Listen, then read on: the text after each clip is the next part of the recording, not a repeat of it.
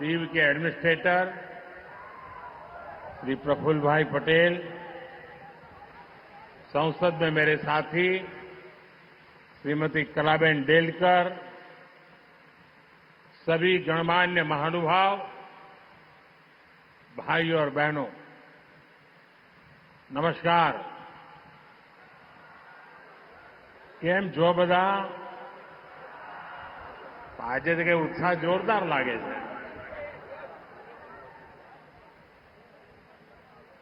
હું સંઘ પ્રદેશના સૌ વહીવટકર્તાઓનો આભાર માનું છું કે મને આપ સૌને મળીને ઉપર અહીં આવવા માટે અવસર દીધો.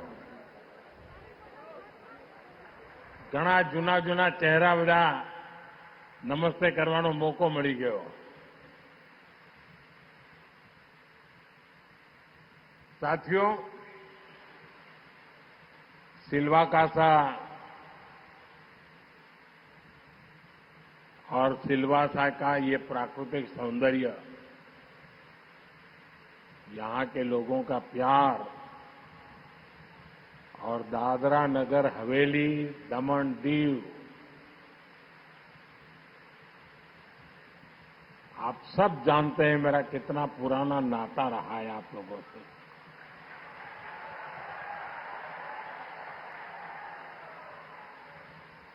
ये दशकों पुराना अपनापन, यहां आकर मुझे कितना आनंद मिलता है, ये केवल मैं और आप ही जानते हैं. बहुत पुराने साथियों को आज मैं देख रहा था. वर्षों पहले मुझे यहां बहुत बार आने का अवसर मिलता था. सिल्वासा और पूरा दादरा नगर हवेली, दमन दीव, उस समय क्या हालत थे, कितना अलग था. और लोगों को भी लगता था कि समंदर के किनारे छोटी सी जगह, वहां क्या हो सकता है. लेकिन मुझे यहां के लोग, यहां के लोगों के सामर्थ्य पर भरोसा था, आप पर भरोसा था. 2014 में केंद्र में सरकार बनने के बाद हमारी सरकार ने इस भरोसे को शक्ति में परिवर्तित कर दिया, उसे आगे बढ़ाया. और आज हमारा सिल्वासा, ये प्रदेश एक आधुनिक पहचान के साथ उभर रहा है. सिल्वासा एक ऐसा शहर बन चुका है जहां हर जगह के लोग रह रहे हैं. यहां का ये कॉस्मोपॉलिटन मिजाज ये बताता है कि दादरा नगर हवेली में कितनी तेजी से नए अवसरों का विकास हुआ है. साथियों, इसी विकास अभियान के तहत आज यहां 2,500 करोड़ रुपए से ज्यादा की अनेक परियोजनाओं का शिलान्यास और लोकार्पण किया गया है. Infrastructure, connectivity, health care, education और टूरिज्म, यानी एक प्रकार से हर क्षेत्र से जुड़े ढेर सारे प्रोजेक्ट इस क्षेत्र के विकास को और गति देंगे. यहां नए अवसर पैदा होंगे. मैं आप सभी लोगों को इन परियोजनाओं के लिए बहुत बहुत बधाई देता हूं।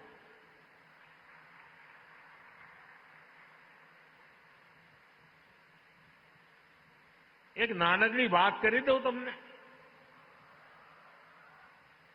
તમારામાંથી ઘણા બધા, કારણ કે અહીં તો દરેક પરિવારમાં વિદેશ જવું એ કંઈ નવું નથી, સિંગાપોર જતા હશો। આ સિંગાપોર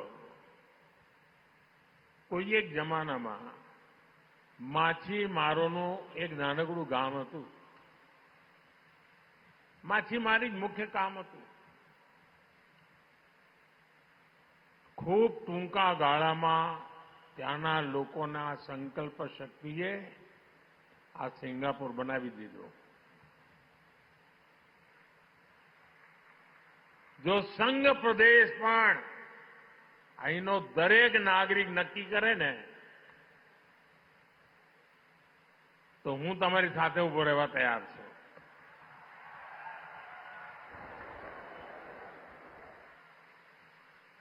પણ તમારે ચાલવું પડે પછી, એવું નહીં। साथियों, दादरा और नगर हवेली, दमन और दीव हमारे लिए केवल एक केंद्र शासित प्रदेश नहीं है। ये संघ प्रदेश हमारा गर्व है, हमारी विरासत भी है। इसलिए हम इस प्रदेश को एक ऐसा मॉडल स्टेट बना रहे हैं जो अपने समग्र विकास, होलिस्टिक डेवलपमेंट के लिए जाना जाए। मैं चाहता हूं ये क्षेत्र जाना जाए अपने हाई टेक इंफ्रास्ट्रक्चर के लिए, ये क्षेत्र जाना जाए आधुनिक स्वास्थ्य सेवाओं के लिए, यह क्षेत्र को जाना जाए वर्ल्ड क्लास एजुकेशन इंस्टीट्यूट्स के लिए। यहां की पहचान हो अपने टूरिज्म से, ब्लू इकोनॉमी से। यहां की पहचान बने यहां की औद्योगिक प्रगति, युवाओं के लिए नए अवसर, महिलाओं की भागीदारी और चौतरफा विकास। भाइयों बहनों, प्रफुल्ल भाई पटेल की मेहनत और केंद्र सरकार के सहयोग की वजह से हम अब इस लक्ष्य से बहुत दूर नहीं है। बीते 10 वर्षों में हमने मिलकर इस दिशा में तेजी से काम किया है। हमारा सिलवासा और ये संघ प्रदेश विकास के मामले में देश के नक्शे पर एक अलग पहचान के साथ उभर रहे। दादरा और नगर हवेली, दमन और दीव ये कई योजनाओं में सैचुरेशन की स्थिति में पहुंच गए। जीवन के हर आयाम में, हर जरूरत के लिए सरकार की योजना का लाभ हर लाभार्थी को मिल रहा है। आप देखिए, one nation one ration card से हर व्यक्ति को भोजन की गारंटी मिली है। जल जीवन मिशन से हर परिवार तक पीने का साफ पानी पहुंच रहा है। भारत नेट से डिजिटल कनेक्टिविटी मजबूत हुई है। पीएम जनधन ने हर परिवार को बैंकिंग सेवाओं से जोड़ा है। पीएम जीवन ज्योति बीमा और पीएम सुरक्षा बीमा योजना का लाभ हर लाभार्थी को मिल रहा है। इन योजनाओं की सफलता ने यहां के लोगों को विश्वास से भर दिया है। सरकार की योजनाओं से उनके जीवन में जो सकारात्मक बदलाव आए हैं उसके व्यापक प्रभाव दिख रहे हैं। अब हमारा प्रयास यह है कि स्मार्ट सिटीज मिशन, समग्र शिक्षा और पीएम मुद्रा जैसी योजनाओं में भी 100% 100% सैचुरेशन हासिल करें। ये पहली बार है जब जन कल्याणकारी योजनाओं को लेकर इस तरह सरकार खुद लोगों के पास जा रही है। इसका समाज के वंचित और आदिवासी वर्ग को बहुत ज्यादा लाभ मिला है। साथियों, इंफ्रास्ट्रक्चर से लेकर शिक्षा, रोजगार और औद्योगिक विकास तक किस तरह से इस प्रदेश की तस्वीर बदली है, ये आज हमारे सामने। एक समय था जब यहां के युवाओं को हायर एजुकेशन के लिए बाहर जाना पड़ता था, लेकिन अब इस क्षेत्र में नेशनल लेवल के 6 इंस्टीट्यूट हैं। नमो medical college, Gujarat national law university, triple IT Diu, national institute of fashion technology, institute of hotel management and catering technology और दमन का इंजीनियरिंग कॉलेज। इन संस्थाओं के कारण हमारा सिलवासा और ये संघ प्रदेश एजुकेशन का नया हब बन गया है। यहां के युवाओं को इन संस्थाओं का ज्यादा लाभ मिले, इसलिए उनके लिए सीटें रिजर्व रखी गई। पहले मुझे देखकर खुशी होती थी कि एक ऐसा प्रदेश है जहां हिंदी, अंग्रेजी, गुजराती और मराठी इन 4 अलग अलग माध्यमों में पढ़ाई होती थी। अब मुझे इस बात का भी गर्व है कि यहां प्राइमरी और जूनियर स्कूलों में भी बच्चे स्मार्ट क्लासरूम में पढ़ाई कर रहे हैं। साथियों, बीते वर्षों में इस क्षेत्र में आधुनिक स्वास्थ्य सेवाओं का काफी विस्तार हुआ है। 2023 में मुझे यहां नमो मेडिकल कॉलेज के उद्घाटन का अवसर मिला था। अब इसके साथ 450 बेड की क्षमता वाला एक और अस्पताल जुड़ गया है। इसका भी यहां उद्घाटन किया गया है। आज यहां स्वास्थ्य से जुड़ी कई दूसरी परियोजनाओं का शिलान्यास भी हुआ है। सिलवासा की इन स्वास्थ्य सुविधाओं से यहां के आदिवासी समुदाय को बहुत बड़ा फायदा होगा। साथियों, आज सिलवासा में हेल्थ से जुड़े प्रोजेक्ट एक और वजह से खास हो गए। आज जन औषधि दिवस भी है। जन औषधि यानी सस्ते इलाज की गारंटी।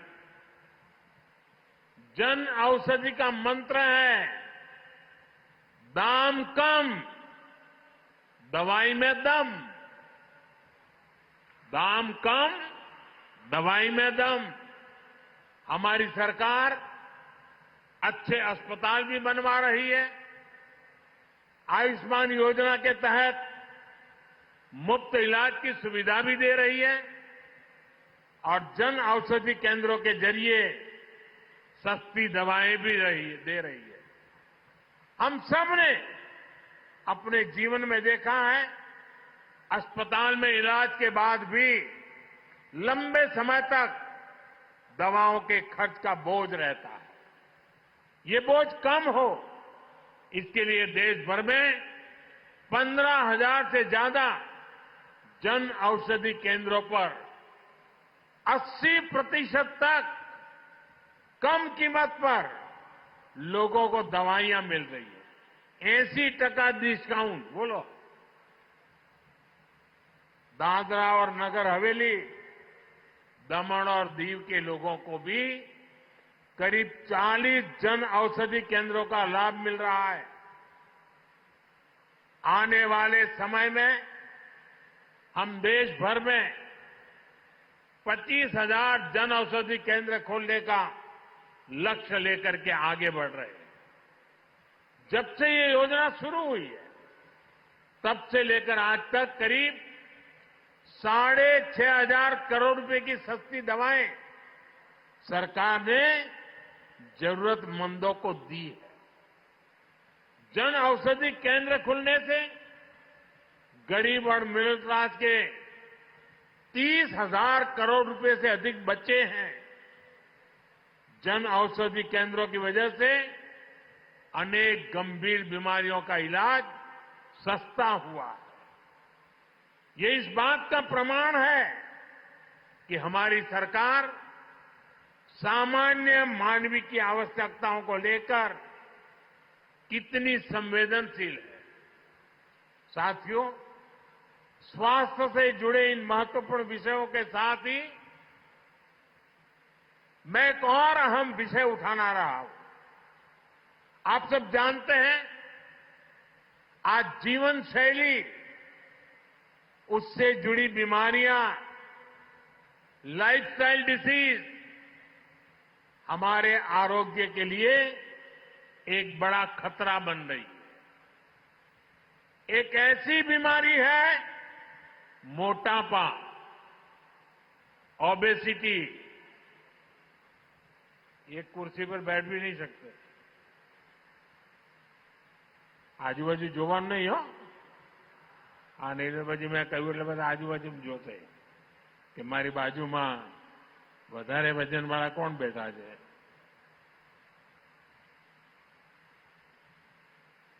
ये मोटापा जो आज दूसरी कई बीमारियों की वजह बनती जा रहा है।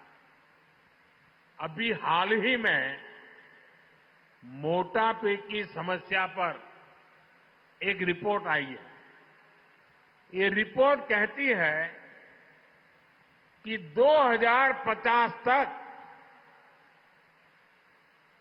44 करोड़ से ज्यादा भारतीय मोटेपन, ओबेसिटी की समस्या से ग्रस्त हो जाएंगे।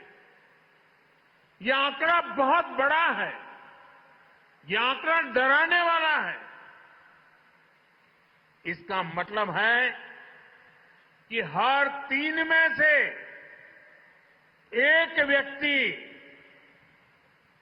ओबेसिटी की वजह से गंभीर बीमारियों की चपेट में आ सकता है। ये मोटापा जानलेवा बन सकता है।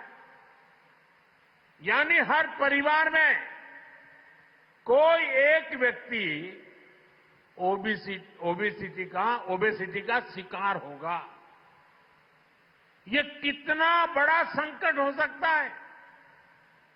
हमें अभी से ऐसी स्थिति को टालने का प्रयास करना ही होगा। और इसलिए कई उपाय हो सकते हैं। मैंने एक आह्वान किया है और मैं आज आपसे वादा चाहता हूं।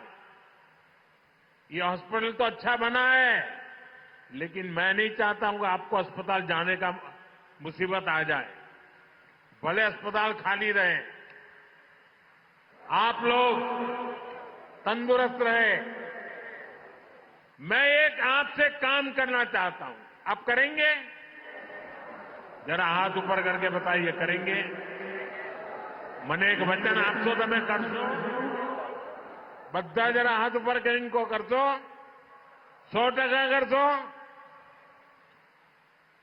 આ શરીરનું વજન વધ્યા કરે ને જાડા જાડા થતા જઈએ ને, એમાંથી બચવા માટે એક નાનકડો ઉપાય।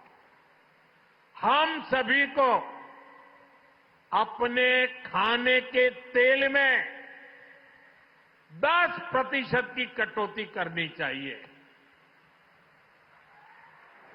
हमें हर महीने 10% कम तेल में काम चलाने का प्रयास करना है। यानी हर महीने जितना खाने का तेल लेते हैं, अभी से 10% कम खरीदना तय कर लो। बोलो 10% तेल ओछું વાપરવાનો વચન આપો છો?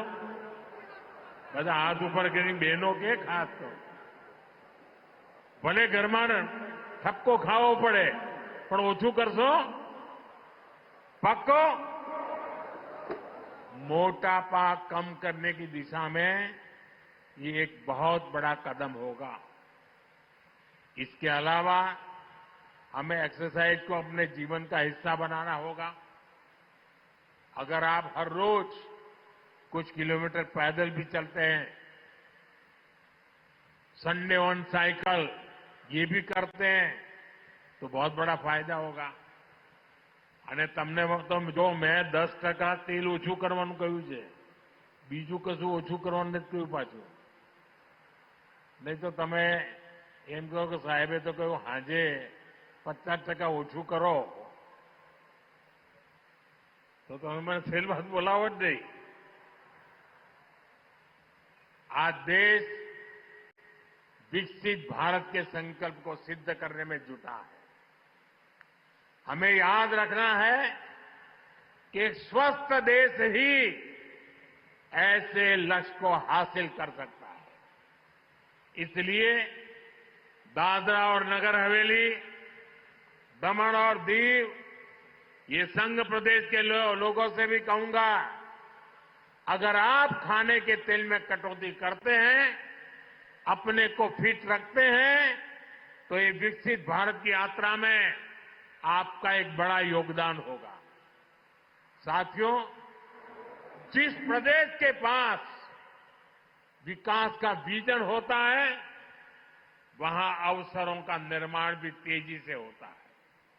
इसलिए पिछले एक दशक में एक क्षेत्र एक इंडस्ट्रियल सेंटर के रूप में उभरा है। और इस बार बजट में हमने मिशन मैन्युफैक्चरिंग एक बड़ा काम हाथ में लिया है, जिसका सबसे ज्यादा लाभ यहां हो सकता है। पिछले 10 वर्षों में यहां सैकड़ों नए उद्योग शुरू हुए, कई उद्योगों का विस्तार हुआ है, इसमें हजारों करोड़ रुपए का निवेश हुआ है। ये उद्योग स्थानीय लोगों को बड़े पैमाने पर रोजगार के अवसर दे रहे हैं। हम ये भी सुनिश्चित कर रहे हैं कि रोजगार के इन अवसरों का ज्यादा से ज्यादा लाभ हमारे आदिवासी समाज को, ट्राइबल साथियों को मिले। इसी तरह एससी, एसटी, ओबीसी महिलाओं को सशक्त बनाने के लिए यहां गिर आदर्श आजीविका योजना को भी लागू किया गया है। यहां छोटे डेयरी फार्म की स्थापना से रोजगार के नए अवसर भी बने हैं। साथियों, रोजगार का एक बहुत बड़ा माध्यम पर्यटन भी है।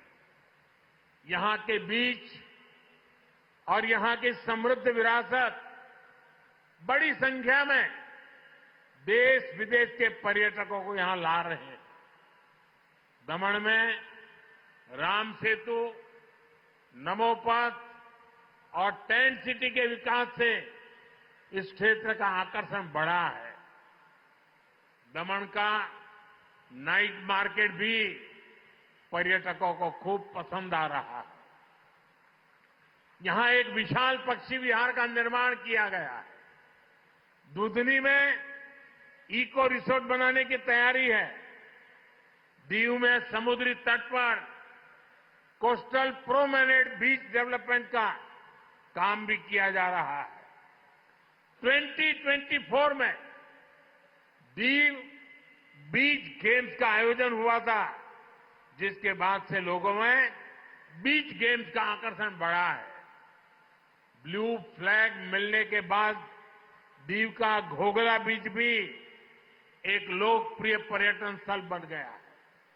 और अब तो दीव जिले में केबल कार का विकास किया जा रहा है। ये भारत का पहला ऐसा हवाई रोपवे होगा जिसके माध्यम से अरब सागर का शानदार व्यू देखने को मिलेगा।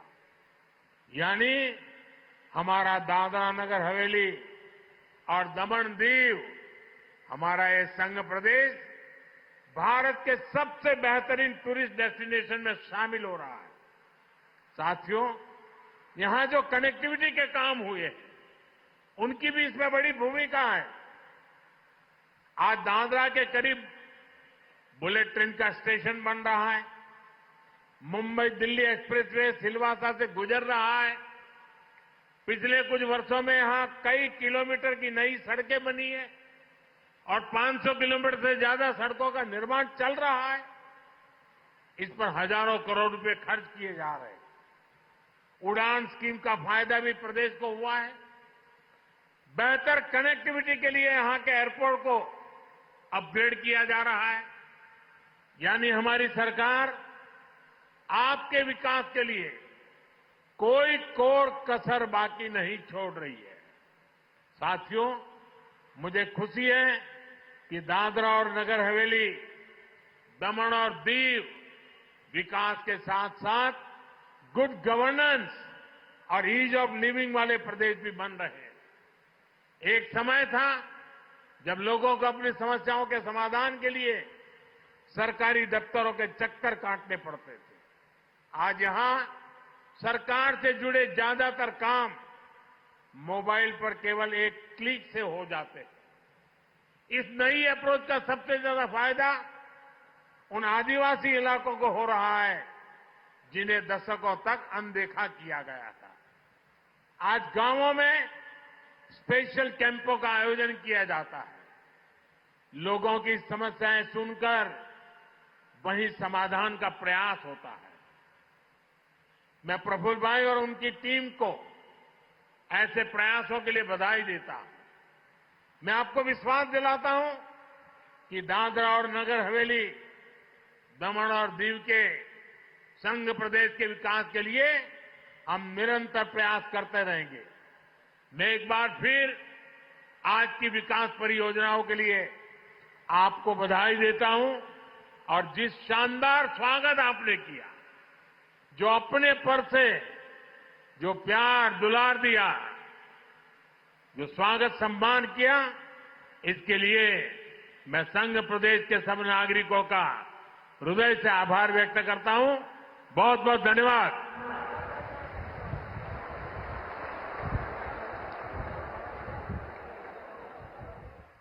प्रधानमंत्री जी, आपकी प्रेरणादायक वाणी से न केवल यहां उपस्थित सभागण बल्कि पूरे देशवासियों में एक नई ऊर्जा और नया जोश मिला है। आइए तालियों के साथ खड़े होकर एक बार पुनः माननीय प्रधानमंत्री जी का धन्यवाद करते हैं और उन्हें फिर से इस प्रदेश में आने के लिए आमंत्रित। સંઘ પ્રદેશ દમણની મુલાકાતે પહોંચ્યા। ખૂબ જ મોટી સંખ્યામાં જનમેદની ત્યાં ઉમટી પડી છે। 2587 કરોડના વિકાસ કાર્યોના લોકાર્પણ અને ખાતમુહૂર્ત કરવામાં આવ્યા। સંઘ પ્રદેશનો સિંગાપોરની માફક વિકાસ કરવાની પણ વડાપ્રધાને વાત કરી છે। દરેક પરિવારને પીવાનું સાફ પાણી મળે છે।